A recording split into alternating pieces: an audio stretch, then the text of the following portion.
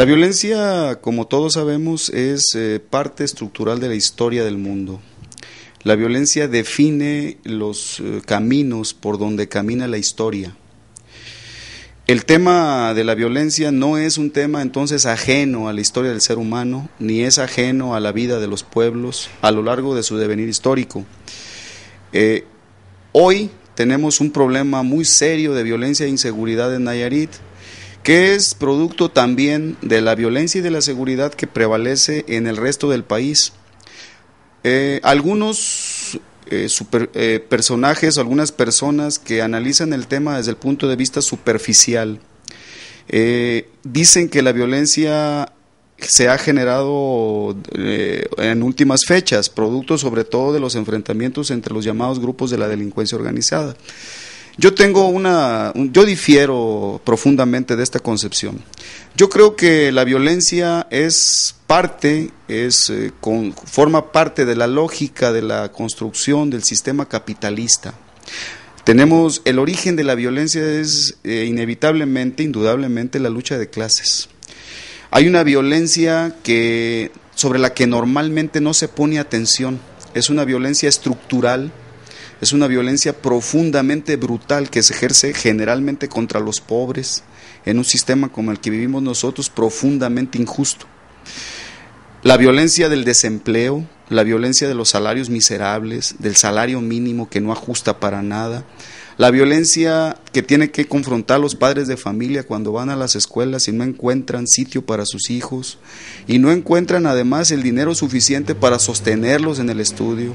La violencia de todos aquellos miembros de la sociedad, de padres de familia, de muchachos, de jóvenes, de niños, que asisten a los centros de salud y se ven confrontados con situaciones verdaderamente trágicas, donde no hay medicamentos, no tienen para comprar medicamentos. Son un conjunto, pues, de circunstancias sociales que hacen que la violencia forme parte de la normalidad. Digámoslo así, esa violencia estructural, profundamente brutal, como lo comenté, es una violencia que se considera normal. Nadie de los que hoy se rasgan las vestiduras, o muy pocos, para darle el beneficio de la duda a alguno, pone énfasis normalmente sobre esta violencia.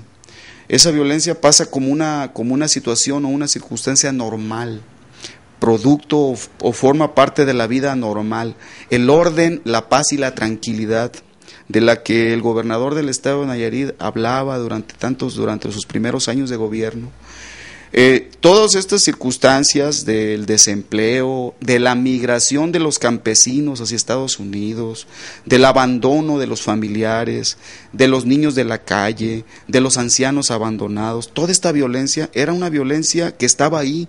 Sin embargo, para nuestro gobernante y para quienes estaban al frente del gobierno, Nayarit vivía en paz y vivía trabajando y en orden, lo cual quiere decir que esta violencia social, brutal, contra los pobres, contra los trabajadores, contra los oprimidos, es una violencia que pasa como normal.